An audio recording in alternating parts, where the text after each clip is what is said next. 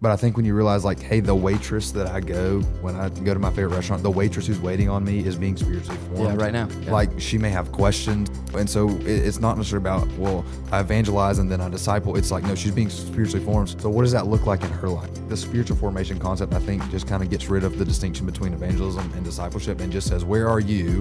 And we want to move people to Jesus because we've moved Jesus to the center of our lives, right? So now we're on mission. We want to help other people get to that place where they believe in Jesus. So now I think it takes into account, where are you spiritually? The question isn't, are we being changed? The question is, how are we being changed? All right, well, here we go. We got another one coming, the last one of the year. So we decided to make this one a little extra special and bring some guests on with us this time. But before we introduce the guests, I want to preface this conversation today by letting you know, which you probably already know, especially if you have kids, that there is sickness everywhere. And at any given point, if we lose our voices or we cut off, just bear with us because we're all battling a little bit of that this morning. But somebody once said that there's a silver lining on every cloud, and so Pastor Matt from our Live Oak location, we're fixing to introduce him, but he's here today, and he is maybe the worst off of the four of us. But there's a silver lining because, man, he's got a radio voice when he's dropped down here sick like this. It's impressive. He's gonna be inking some deals with Audible by the time we're done with this. Yeah, I might actually get him to record a couple of my books that I'm supposed to read, and just be able to play them at night and listen to his voice. He'll definitely put you to sleep. It's soothing. It's good. So wait, did you put anybody to sleep Sunday with that voice? 3 people. Phenomenal. People. Okay, well, here, let's get to the introductions because we've been talking about Matt, but you may not know him yet. So we have our lead pastor, Pastor Chip, here. He's been with us the last 3 weeks. And this week we have our other location pastors as well. And so we have Matt from over there in Live Oak. So Matt, you want to say hey and I guess maybe what your favorite color is or any fun fact about yourself? Well, I'm not a very interesting guy, so I don't have any fun facts. But no, my name's Matt, location pastor in Live Oak. Excited to be here this morning and see what this is all about. Yeah, it's good. It'll be good. You're going to see what it's all about. And here's the reality is we are not always sure what it's all about until we're about it. So that's the other fun side of it. And then we have Pastor Eddie, who's also a location pastor. He's our Brantford location pastor, but not just a location pastor to the Orchard. A lot of you know him as our founding pastor. And so if you have any fun facts they don't already know about you, Pastor Eddie, please feel free to share them. I don't think I know of any fun facts about me. I'm basically not a very fun person, but, honestly, I don't think well on my feet real quick. And so I think at this point, I'll just say hi, good to see everybody.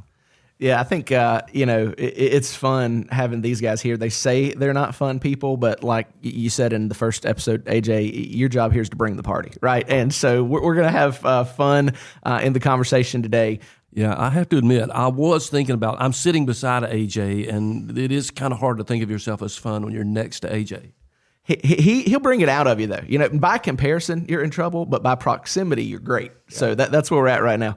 But before we kind of jump into kind of finishing out, maybe rounding out the series that we've been in this month, I want to stop and take a minute and just talk about the idea and the role of location pastors. So maybe let's just park here for a minute, and I would love for you guys maybe to speak to what does it mean for you to be a location pastor, right? Because we're in a multi-site church. I'm the, quote, lead pastor, but you guys are the ones who are there at your location every Sunday leading for, caring for your people. So kind of any thoughts on what does that mean to be a location pastor? Well, I'm brand new to the Orchard as far as less than 2 years, so this was kind of a shift for me. I grew up in a traditional setting, and so for me, location pastor is very much like being, quote unquote, a senior pastor at a traditional church where you are the guy, but with less of a burden. And what I mean is that it's not like the buck stops with you. You have other accountability. You have other people that you can brainstorm with, consult with. And so from the pastoral seat, I would say it's similar to being a senior pastor in the sense that like you oversee your location. You don't do everything, but you kind of make sure everybody has what they need, check in on people, kind of care for the leaders. So you lead the leaders there, but with maybe less of the burden that you don't feel like all the weight is on your shoulders because we have other location pastors and other staff in the office that you kind of touch base with and consult with and things like that. Yeah, I think that's good, and maybe we'll even circle back to talk about a couple things you said in there that I think are really important. But not just as a location pastor, AJ already mentioned that Pastor Eddie, you're the founding pastor, and you have transitioned from that role of the lead pastor to a location pastor. So maybe better than anybody here at the table, you've got a feeling for, okay, what is different about this location pastor role? Maybe you could speak to that. Yeah, I think, as a matter of fact, I think I'm really still just learning the role of there you go. I'm learning the role of location pastor because I haven't done it for a terribly long time, and I did come at it from a different perspective at one point. However, I'm loving the transition and loving the position of location pastor. I think, to me, it's zeroing in on that location and taking care of the shepherding for the flock, if you will, taking care of the needs of that particular location, leading and guiding the teams of that location, being the pastor of that location, and yet at the same time, we are first and foremost location orchard pastors. And as Chip, as you have said many times, yeah, that's good. That's important for us to remember and to keep in mind. We're just simply assigned to a certain location. Yeah, I think you guys, I took all those notes down, so I'm going to start being a better location pastor. No, I'm just kidding. That's good. I think that's good, man. I think one of the things that fascinates me about the way that we do it is the way that we're able to kind of work together, right? And so I think Matt kind of alluded to this, but we're not just on an island with most everything, right? We have meetings throughout the weeks that you guys don't see a lot of the times, that how we form our sermons, how we plan events, how we kind of brainstorm through a lot of that stuff. And so I love that we're able to kind of do that collectively and together, and we're able to kind of function as a unit. And we say this all the time. You guys may not know this, but I want to plug this real quick.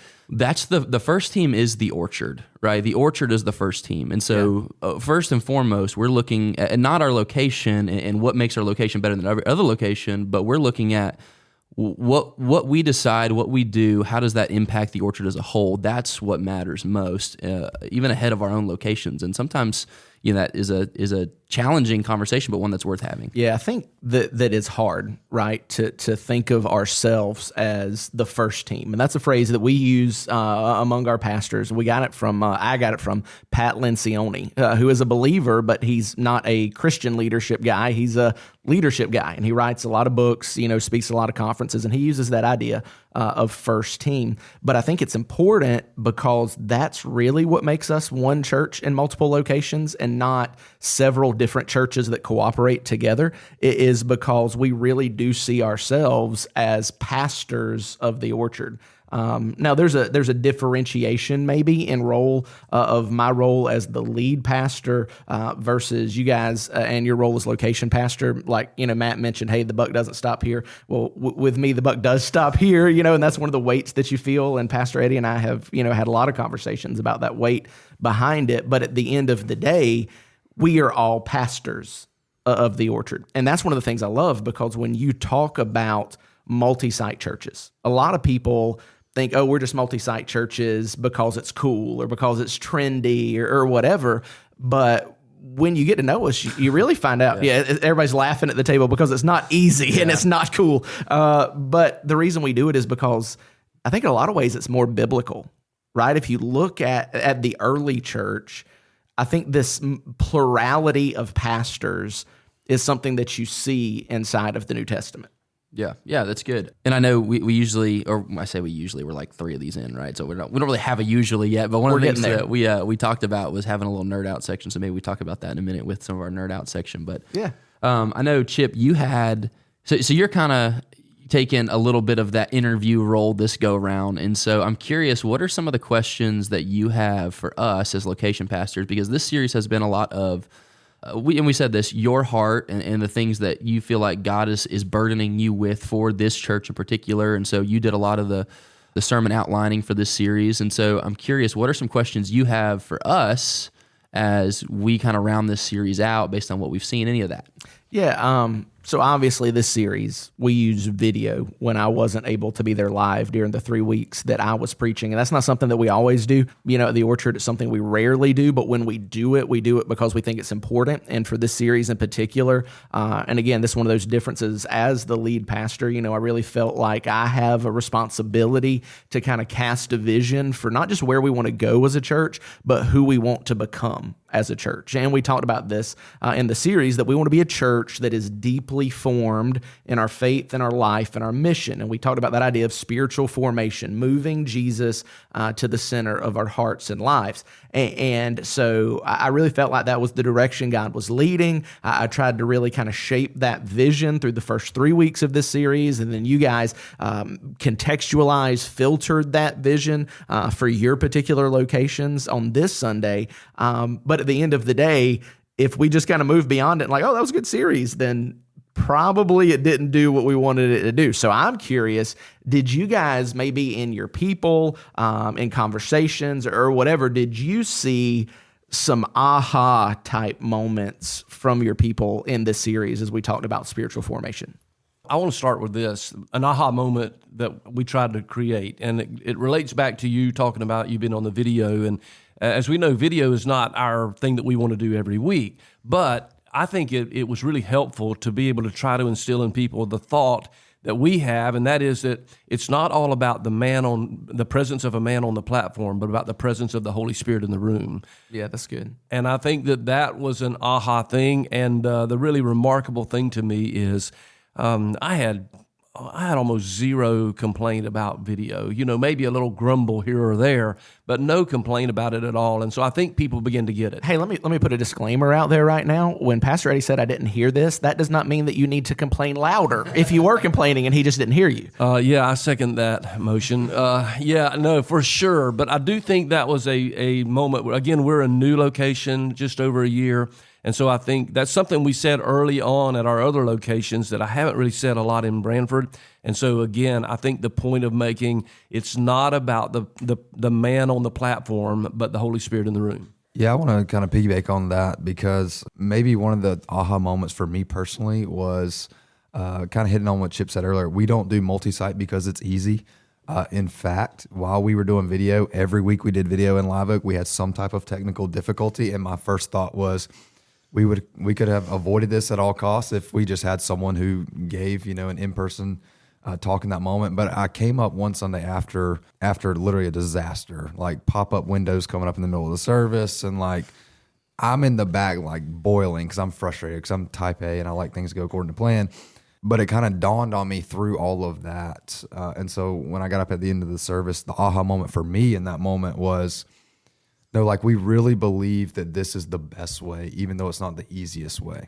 And so these frustrations are a side effect of doing video right here. And so the temptation is to say, let's just cut out video. Let's just do it all in person and live. I think all of us at this table would prefer that. But we have to realize that it's not about us as individuals. It's about us as a church doing what we feel like God's leading us to do. Really, and what we talked about in this series is to join him on mission. And so because we join him on mission, we feel like the best way to reach these individual communities is to be a voice, a church in those communities where we belong to each other, and yet we can contextualize. And so maybe not for our people, I don't know if they shared that, but for me, that aha moment was just the reality of like, sometimes it's going to be painful. Sometimes it's going to be difficult. Sometimes you're going to be frustrated, but those frustrations take a back seat because we believe that we're joining God on mission and how he's leading us to do it. Yeah, that's good. Man, I feel that. And I think it's honestly one of the cool things you said is that realization that you are in the community, and that's kind of what makes this model a little bit distinct for us, especially in these rural contexts, because as a not local guy, right, what I have seen as I've been transplanted in the middle of North Florida is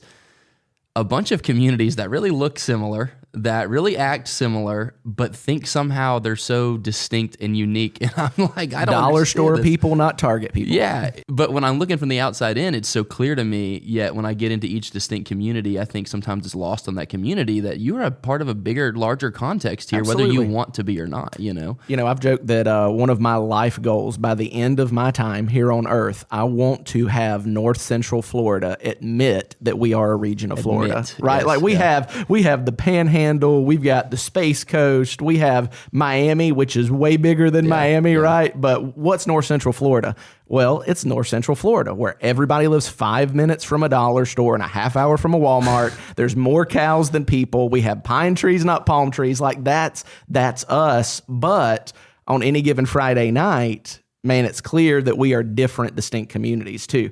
But it's fascinating to me that though we tried to pivot to the sermon series, here we are talking about multi-site again, and I think that's phenomenal. That's why we're doing a podcast like this, is maybe to dig into some of this stuff. So let me kind of, maybe here's our nerd out section a little bit. Let me nerd out for a minute on multi-site, because we keep saying, right, all of us have said that it is better, not easier. It is better, not easier. And so I'm going to get Pastor Eddie, maybe hop in a minute, because this is something that most people may not be aware of, but you didn't start the Orchard for it to become a multi-site church. That wasn't the first plan. No, as a matter of fact, I didn't even know what a multi-site was at the time. Now, not that it didn't exist, it did. I just had not read about it, was not familiar with it until later. Actually, multi-site came to my mind because of a failure in a church plant. We were trying to plant a church and actually failed because there was not enough accountability, and multi-site became a way of finding accountability and eventually releasing that church to become an autonomous church. So we were more in the beginning about church planting, and I think we still are, and multi-site became a way for us to do church planting, which is why I think Ocala, Jasper, some other areas that we've had some success in that. Yeah, and you just mentioned two of the locations that were locations that are now autonomous churches and church plants, because that's always been the goal. One of the things that you guys have hopefully heard us say is that at the Orchard, it's not about the number of trees, it's about the amount of fruit, right? It's about the fruit of the orchard. Yeah, I would just say I think that wasn't our original intention, but I think Matt hit on the point of why we stayed with multi-site, so dominantly in some areas, is because pastors love the fact that they're not out there on their own, that we do have support from other locations, from other pastors. We have the peer support, we have the resource support, et cetera. Well, I think, to me, that's one of the ways that we see multi-site as best. And AJ and Matt, you guys hop in here in a minute and speak to this, because, Eddie and I were a little bit long in the tooth by the time we came to the Orchard. We'd had a lot of years of experience in a traditional church, and you guys both came from traditional churches, but maybe in a way that you hadn't been more fully ingrained in where you were at, so you're maybe more open to new models and maybe a little bit different. But I think one of the things that you guys have kept saying is accountability, right? Because in the world we live in today, in the culture we live in today, accountability isn't something that takes a lot of priority. Matter of fact, you look around and you see a lack of accountability places. We have everybody in key leadership positions that have fallings and failings because there's no accountability, whether it be a politician or a pastor or a CEO, there's no accountability. And yet you look at the New Testament and you look at the letters that Paul writes to churches in the New Testament, and there is an extreme level of accountability. Like, Paul hasn't been to these churches in months, sometimes years, and he's holding them accountable for what he's heard about them, right? And I think in church world today, we may have a bunch of different denominations, and some denominations have more of that hierarchy where there's a little more accountability. But by and large, a lot of churches, we're autonomous. We're autonomous. And I believe that the local church ought to be self-governed, self-led, able to follow the leading of the Lord as they see fit. And yet I think in multi-site, we find the perfect blending of those two. Like, we are one church, and as a church, we are autonomous. But one of the things that multi-site does, and us being able to serve as pastors of that church together, is I think it provides a mutual accountability, right? Like, we are accountable to each other. Live Oak can't do whatever Live Oak does and not care about Lake City. And Lake City can't do whatever it does and not care about Branford. And none of us at this table can run off rogue and do whatever we want because we're accountable to each other. So I think that idea of accountability is maybe something that multi-site's able to bring to the table that we see lost from the early church. Yeah, man, I think accountability is big. I think you see it here. I think the other thing, if you're asking one of the major differences from my last context to this context, or any traditional context, I would imagine, is, in those seats and in those rooms, it seems like there's one guy with a lot of yes men at times. And if you ever come to a Tuesday meeting, sometimes there's more no men than yes men, right? And I think that's one of the beauties of how we do things, and that's one of the things I appreciate about the Orchard is we have a voice, right? We're in there, we're having this conversation, and it's a voice that's respected by the other guys in the room. And so at the end of the day, there's not a tyrant in the room trying to get everybody to come to the same conclusion. There's people in the room who are genuinely saying, hey, what's best? We need to get to what's best here. And God has sovereignly orchestrated all of you to get together in the room, and so we believe that you're in the room for a reason, so let's hash out what's best. I want to hear your voice in this matter. And to me, that's one of the biggest differences to me as a young leader. I think that's one of the things I probably value the most as well. But I think that's one of the things that makes us work so well as a team. And so that's why culture is such an important piece of that conversation as well. Yeah, I think that is not just by accident, that's by design, and I've heard Pastor Eddie talk about this, and so maybe it'll do his heart good to hear it being repeated, but there's two kinds of leadership. You can lead through authority and you can lead through influence. Right. And when you look at church world, primarily you see people lead solely through authority. Right. And if they have a little bit of authority, they're going to let you know. Churches are full of people who are self-important and want to be big fish in a little pond. And hey, you're listening to this podcast, hope you have thick skin, because I mean it. I mean, You look at people who find the local church and that's the place that they want to exercise any little bit of authority that they have and let you know they have it. But at the Orchard, while there is an authority structure in place, we would rather lead from influence, not authority, because at the end of the day, it's all about relationship. Yeah. It's all about relationship, being able to lead through relationships and to lean in and say, hey, I can trust you in this moment, even though on the org chart, you're not ahead of me. I'm going to step back and let you take lead, and without getting, too nerdy on this or too overly spiritual. Man, I think that's a perfect picture of the Trinity, right? That there is a oneness in plurality. There is a mutual submission as each person in the Trinity has their distinct roles, whether it be God planning salvation, Jesus accomplishing salvation, the Spirit sealing salvation. I mean, you look at that and I think, man, this is a biblical model of let's lead through influence and relationship, not authority. Yeah, I'm curious, Matt, to hear what you think in regard to that too, because I know you also came from one of those contexts, and you kind of already talked about, the idea of the lack of burden, I guess, that you feel at this place compared to that place. So I'm curious to hear your thoughts on that as well. Let me first say, because I think I first used traditional church in this conversation, so I'd maybe kickstart some of this, but this is talking about multi-site in the positive, not traditional in the negative. And so I just want to say that in case it's a good word. Someone's hearing this out there and you're part of another church, of traditional church, whatever. This is not bashing traditional church. This is just talking about multi-site in the positive and how, from my perspective, being kind of new to this, some of the pros that I see in this. When I say accountability, I think for us in this context, where that accountability comes from is kind of what Chip and AJ have alluded to, and that's that there's a mutual respect. In the traditional setting, when you are the alpha, you are the top of the food chain, the buck stops with you. I think sometimes pastors feel guarded, and rightfully so, because sometimes they have to be guarded so they don't get eaten alive. Right. But I think it's easy to build up maybe a wall or become somewhat callous and not open up to other people. And so, sometimes I think just for survival purposes, you kind of build that alpha mentality. Yeah. Versus when we come into the room, I feel like my opinion is just as valid as other people's opinion. My feedback is just as valid as other feedback. And really also what I mean when I say accountability from my perspective here for us at the Orchard is not just like, sexual purity and integrity within your marriage or, those types of moral type failings and things. Like, yes, that's part of it, but also accountability in the sense of like, man, if we come into a communicators meeting, like I feel that if I haven't been reading and studying God's word and spending time with him, like I feel that because I can tell that the other guys in the room have, and their thoughts display that, as we talk about these things through our sermon prep or whatever, like I feel that. It may not ever become vocal. I may not say, hey, by the way, I feel convicted right now. Yeah, sure. But there's accountability in that, just surrounding yourself with people who are, in humility, walking with Jesus, not in perfection, but in faithfulness, striving to be like him, striving to lead their locations well. There's also accountability in that. And so it's just something that I've grown to appreciate.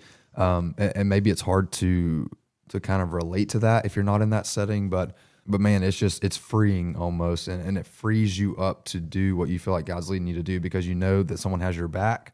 but also it challenges you to continue to strive to lead your location better because you see how other people are doing that. Yeah, and either three of y'all, correct me if I'm wrong here, but my understanding is that trickles down to our locations, right? Because in my head, we round out this conversation this past week by saying, hey, we are collectively trying to get this right? The last 3 weeks have been about you as the individual trying to get this right, but now we are collectively trying to get this thing right, and we've got to collectively be on the same page if we're going to collectively get this thing right. And so we want to bring in the understanding, and this is one of the drums that we beat occasionally, and I know at each location, and I've said this, I think I said this even this week in Lake City, but it's not about even just being unified with the other locations at the Orchard. It's about being unified with other believers. Like if we get a community in a city full of believers, we don't have to rely on the people that call the Orchard home. We get to rely on an entire city full of Christians that are running the same race. And so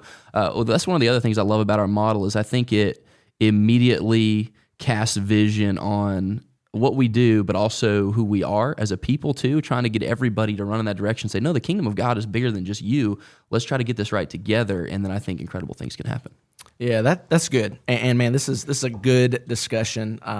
Maybe you tuned in because you were wondering more about the message from Sunday, and now you've got 25 minutes of multi-site talk. But it's good. I hope it's helpful for you to kind of understand our heart behind it, whether you're a part of the Orchard, not a part of the Orchard.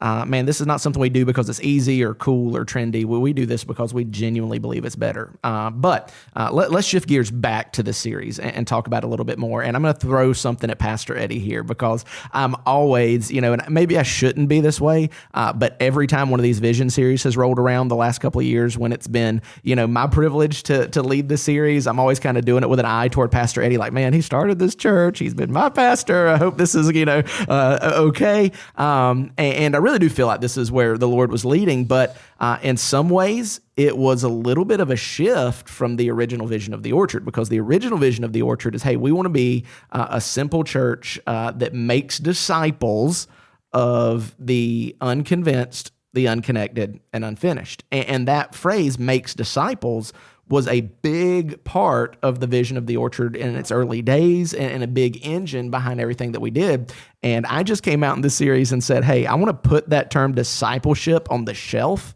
and I want to move to the idea of spiritual formation. So let's throw Pastor Eddie under the bus and get his thoughts on maybe what seems like a big shift.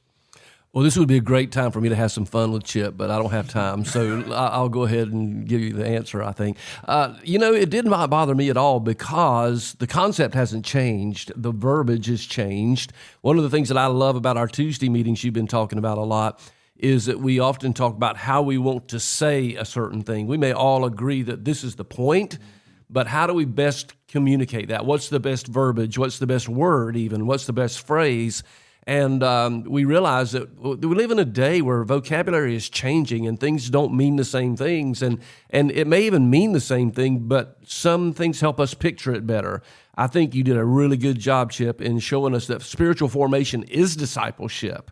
For those of us who think back in the older days to what discipleship is, to the ones who are younger, it was no issue at all because they don't know what discipleship is, right? And so I think that shift was good because I think showing, to me, spiritual formation is a good way to use, a good word to use, a good phrase to use, because it indicates that this is a process, not just a checklist that we go through. Yeah, that's it, man. I think that is really my heart behind it, is that we can't see this as a one and done thing. We can't see it as a box that we've checked. This is a process of moving Jesus to the center of our heart and life.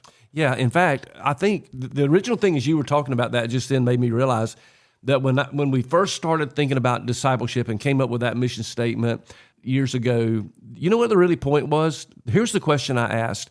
Discipleship to me is, how do I move a person from point A to point B? If point A is coming to know Christ as your personal Savior, and point B is being a fully devoted follower of Christ, how do we move them from point A to point B? So that's spiritual formation. Yeah, that's good. And I think, I was able to be at Lake City Sunday. I didn't preach, but I attended the first service there. Sunday was my wife Leanne's birthday, and sadly enough, she was homesick and is homesick from work today. So I came to the first service and then went back to, help take care of the kids and bring her breakfast and everything. But I did get to hear AJ's message. It's a good man right there, bringing breakfast. Take notes, guys. Yeah, I'm just throwing, trying to get brownie points from everybody out there. But I did get to hear AJ talk, and one of the things that I think he did a good job of in his message, and so AJ, I want you to maybe see if you can recap that again for us, is you did a good job at the beginning of your message, kind of connecting those dots of formed in faith, life, and mission, and maybe seeing that as the process of moving from point A to point B. So what do you think about maybe trying to recap that, connect those dots for us about how spiritual formation, moving Jesus to the center of our heart and lives, moves us through that process? Yeah, I think you have to be, there is a process, right? And you have to be so diligent on the front end, I guess maybe is the word. And I say diligent, really the salvation piece is the first part of the equation, right? We come to faith in Jesus, and then from that moment, we've got to decide, okay, what if I'm going to be formed, how am I going to be formed? And what's going to influence my formation? Because here's a complete sidebar. I haven't talked to you about this yet, Chip, but over the Thanksgiving break, I learned a lot about the word deconstruction. I learned a lot about what it means in its own context, not just how we use it. And so I got into a ton of conversations on the internet. Don't advocate for that. But I got into not the best way to spend your Thanksgiving. It's not. My wife may have looked at me and said, "Hey, you going to put your phone down and hang out?" And I'm like, "Hang on, I got to reply to this guy I've never met real quick." But I learned that as we use the word, we're using it in a positive connotation that says, hey, we want to get rid of this stuff so we can rebuild the right way, right? The way culture seems to be using the word deconstruction right now is that, no, you don't have to rebuild anything. Just deconstruct it. And then whatever you think is good, however you feel like. And I got into a conversation with some pluralists, some moral relativists, and my head's exploding, right? But here's, getting back to the point, this is where I think the process is so important. When we get to the first week of our conversation here, we've got to be formed in faith. We've got to have a foundation that says, I need to understand as a believer where the bottom line is. Where am I getting my information? How am I storing my information? What is my information, right? And so we talked about starting with God's word, and we talked about making sure that we are spirit-led people, and those two things never contradicting and all that kind of stuff, right? And making sure that we get there. And then here's what I truly believe will happen. If we can be people that are formed in faith, we have a phenomenal foundation, we're spirit-led, then we're going to realize, okay, now my faith, the thing that I'm formed in, God's word, it's driving every decision. It's influencing every corner, every area of my life, the way that I parent, the way that I'm a husband, the way that I'm a wife, the way that I'm a coworker. And now I don't just know things about Jesus, I get to live like Jesus, because the things I know about Jesus are influencing who I am. That's why I'm formed in life. And then as we start to know and hold on to tightly what we believe, and as we start to live those things out, not just in our personal lives, what we're going to see is it's going to ooze out into mission, right? We're going to see that it oozes out into every corner of not just the people we know, but it's going to start to become this contagious, addicting thing, like we talked about a couple weeks ago. Where we're like, I need more people to know about this. I need more people to understand that this isn't just for me. This can be for them too, and they can have healthy marriages the way God designed them, and they can raise their kids the way God designed them, and they can deal with brokenness the way God designs healing and all that kind of stuff, right? And it's this process you go on that we've been trying to bring you guys. I think Chip did such a great job with bringing you guys along the journey over the first 3 weeks. But it's a process that if we do not start at step one the right way, it's going to be, we can get off the rails very quickly. So it's a process that's got to be rooted in God's word. It's got to be rooted in who he is. And then it's a process we've got to be able to say, okay, if this is true, this is who I'm going to be. And if this is true, this is how I'm going to live, whether I think it's right or not. And then on the other side of that, I think the mission is organic, right? A lot of times, and I think this is where we move to. All right, this is true. This is who I'm going to be. And then we're like, hey, it's working. It's working. And so I want to tell other people about this. So that's kind of where I saw that series go. And I'd be curious to hear, I guess, one of y'all thoughts, maybe Matt, as to kind of what you think about that, what you saw, maybe if you want to have anything to add to that as well.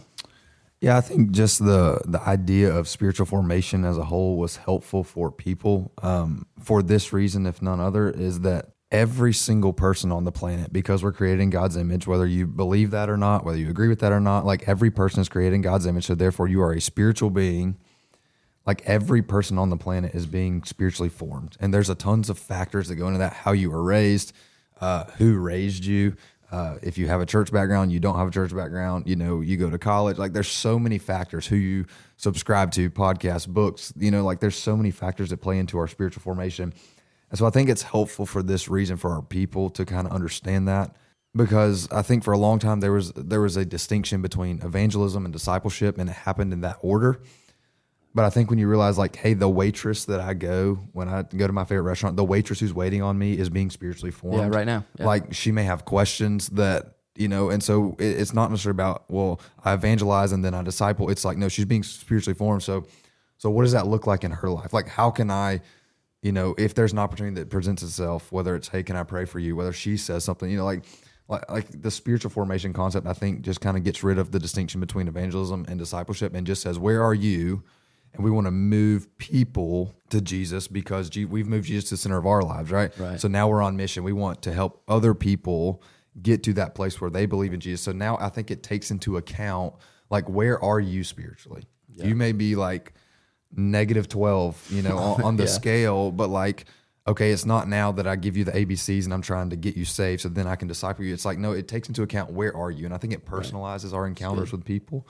So yeah, we are being spiritually formed, and that's kind of the heart behind this message. Is like, at the Orchard, we want to be spiritually formed, but as it bleeds over into mission, the concept of spiritual formation is helpful because we also realize that everybody else is being spiritually formed. Yeah, and it kind of helps us meet them where they are. Yeah, that's good. That's really good. Everybody's bringing 1,000 presuppositions to the table based on their experiences. Yeah. So, all right, here we go. Nerd out section part 2. I can't not. One of my favorite conversations, and AJ and I have had this conversation a lot, is that missiologists, which are people who focus primarily on mission from a theological and practical standpoint. What does mission look like? How do we do mission? A while back, they developed this scale, and Matt referenced it, which made me think about it, called the Engel scale, right? And so if you think of a number line that starts at -10, -9, -8, and goes all the way to +10, what they would say is, okay, that is the Engel scale.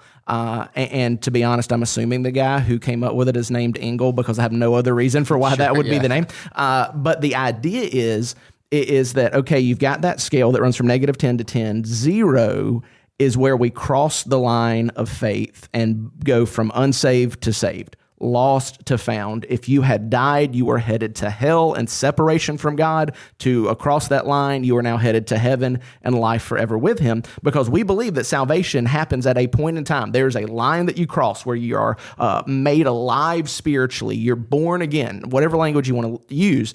But what the Engel scale did is it gave us a way to think, okay, well, it's not just as simple as moving from one side of that line to the other, because maybe spiritual formation is helping somebody who was a -8 move to a -6, not just going from a -1 to a +1, right? And then, spiritual formation is maybe moving somebody who was a 3 to a 4. Yeah. And so traditionally what we've done is called movement on the negative side of that scale towards the positive side. What we have called that is moving from a -6 to a -4. We've called that evangelism, right? We are evangelizing people. And then if we say we're moving from a +4 to a +6, we call that discipleship, right? But here's the other thing.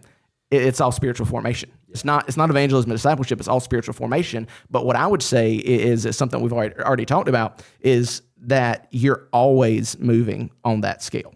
Because the truth is, some of us are moving from a 6 back to a 4. Yeah. Right? We look less like Jesus. We call that, if you grew up in traditional church, Pastor Eddie, that's backsliding, right? We're backsliding, right? Or how about this? Somebody who moves from a -2 to a -5. Well, that's being reprobate, right? They're reprobate. Yeah. Or, if we go from a, whatever to a whatever, you can move the other direction too. And so I think that being able to understand all of that as spiritual formation, and that everybody, everywhere, all the time is moving in one direction or another on that scale, is so important to make all of this fit together. Yeah, I agree. I think it's also a good thing to keep in mind because, as you guys listen to this podcast, right, and as you guys come to church on Sundays, it's not lost on us that everybody's in a different spot. Everybody is on their own spot in the Engel scale, right? And so I think for those of you that are at the place where you feel like you're on mission right now and you're doing well on mission, my encouragement would be keep the Engel scale in mind, because It's not a loss if you go home and somebody didn't move past 0, right? It's not a loss. It's worth having those conversations. It's worth understanding that person might be at a -4 today, but through the way that you are formed in your faith in your life, it could very well be the thing that influences them and moves them closer to 0 and gets them to that moment. Yeah, that's good. So, man, we're running quickly out of time because although we are fascinating people to listen to, the mind can only comprehend what the behind can endure. And so we are running out of time. So let's maybe end with one more question, because this series has been about who we want to become. Who do we want to become? So how do we, at your location, as a church as a whole, how do we keep this idea of spiritual formation at the forefront of our focus as we go into the next year and then throughout the next year? Well, I think for me, I've given some thought to that question because I think it is important that we not just hear this series and say, hey, well, that was good, or, man, that's good stuff, or, hey, great series. We need to actually do it. That's the thing. I think what I love about this vision, Chip, quite frankly, is most of the time when people listen to vision series or are about to hear a vision series, they're expecting to hear numbers. How many numbers can we gain in finances? How many numbers can we gain in people in the seat? How many buildings can we build or whatever. And what I love here that I was able to say to our folks yesterday is that I'm thankful to have a lead pastor with a vision for hearts. Not just numbers. Numbers are important. I understand that, and numbers tell a story. But what we're saying is our vision is to see people grow, to be formed in the image of Christ. And by the way, I think if we are being formed into the image of Christ, we're going to grow, and the numbers will be there. But back to your question. So in my thought, I'm trying to formulate my questions in goal sheets that I do. I do goals and project sheets, and this is kind of practical. I'm not sure if this is what you wanted, but in my thought, I'm trying to think, okay, everything that we do this year, throughout the year, whether it is a project, whether it is an event, whether it is a challenge or whatever, and this is in my life personally and in the church, I think the two go together. I want to ask those questions. How is this going to aid to the process, or how is this a part of the process of being spiritually formed in faith? How's this going to add to the process of being spiritually formed in life and mission? I think center my goals around those three things and try to find some balance in those things as well. Yeah, I think that's good, and I think just maybe that awareness could be a huge piece of this for next year. But what about you, Matt? Yeah, I think awareness is good, and that's kind of what we've done in this series. As location pastors, I think we kind of have a role in this to keep it in front of people because I don't know the statistics, and they all differ to some degree, but you only remember X amount of what you hear, and so we can't expect everybody to remember 100% of all three of these messages, and so to some degree, I think it's something that we just continue to talk about, the phrase spiritual formation.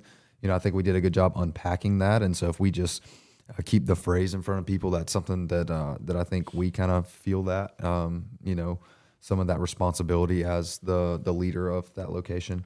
And then I think individually as location pastors, I think it's something that we have to model, and so, we said in this series that spiritual formation, yes, but in these three specific areas, in faith, in life, in mission, meaning that what we believe impacts the way that we live. And then when we live out those beliefs, we join God on his mission. And so I think that kind of sets the standard for us as well. And it's funny because, sometimes I think location pastors, senior pastors, whoever in this part of the world, you're put on a pedestal and it's like, they have all the answers, and we love after a Sunday morning to get all the questions that we really don't know answers to. Right. But, I think it's kind of that pedestal mentality of they have all the answers and all that. But it's fascinating because when I read scripture, I see things differently, sometimes based on experience that you've walked through, that you are walking through. And so that's spiritual formation in what you believe is either you double down on that because you see it in a different passage and you didn't see it before. Or maybe you just read a passage that you've read before and you see it from a different angle.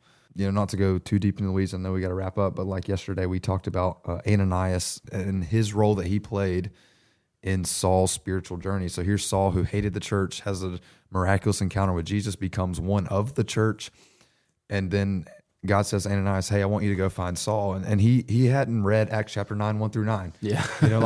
And he basically says to God, like, you want me to go find him? He's coming to find me, but I think the point of that is the question that I kind of challenge our people with is, are we willing to do what God is asking us to do, even when it doesn't make sense to us? And I think that's a good litmus test for our spiritual formation. I do it because I believe God said it in his word primarily, and then I live it because I trust that he is right and he knows best, even maybe when it doesn't make sense for us.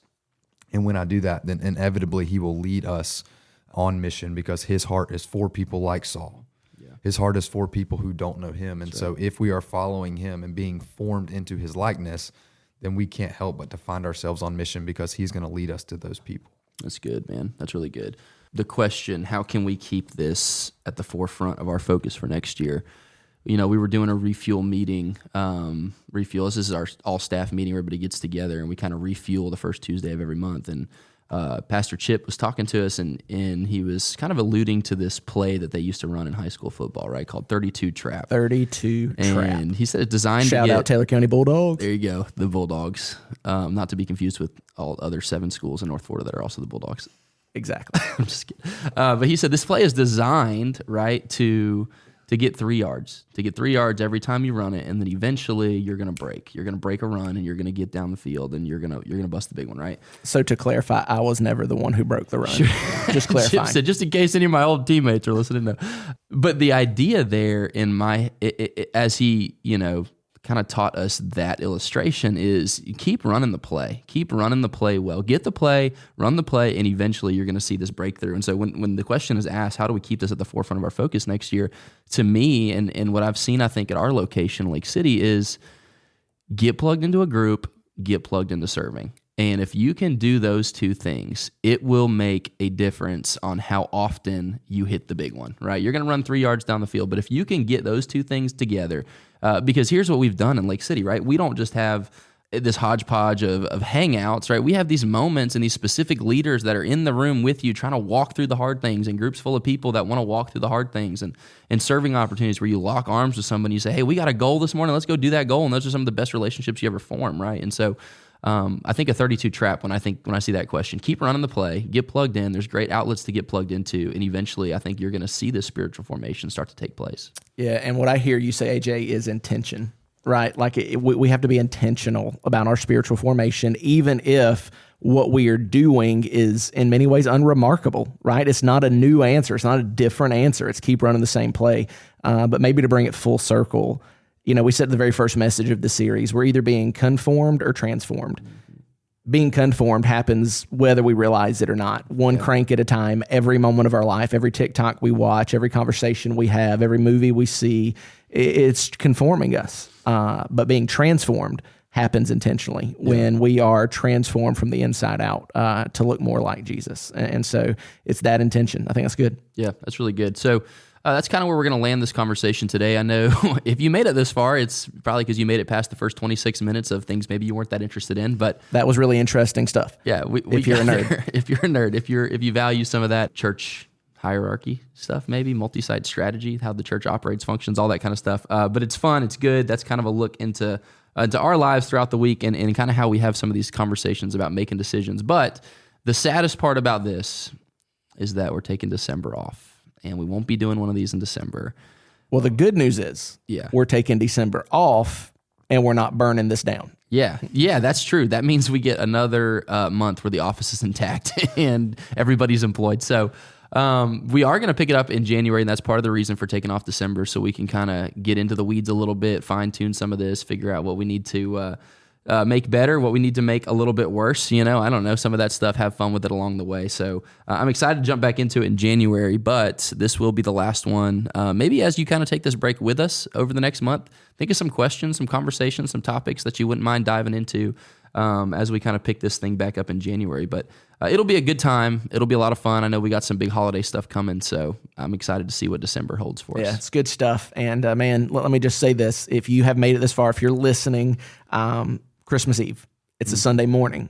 If you're listening to this, 49 minutes in, then you're probably going to be at church on Christmas Eve, Sunday morning. Here's my shameless plug. Bring somebody with you. Yeah. Bring somebody with you. People are more open to faith at this time of year than any other time of year, specifically people who don't go to church. So shameless plug, bring somebody with you to church this Christmas Eve. Even if you're at somebody's house in another state with family, find a church, take them Christmas Eve. Let's let them hear the gospel. Yeah. Also, just a good reminder. That's good. That's a really good reminder. Another good reminder is that Christmas Eve will be on December 24th this year, like it is every year. And I know we say that jokingly, but man, I wish you guys could be a fly on the wall in some of the conversations.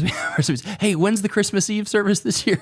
So this year it's on a Sunday. This year we're doing one service at 10:30 for every location, but not at every location. And so it's keep your ears open. Yeah, keep your ears open for that. We'll have all those logistics coming out, but it's going to be a lot of fun. All right. Well, I think that's it. And we'll see you guys in 2024. 2024. See ya.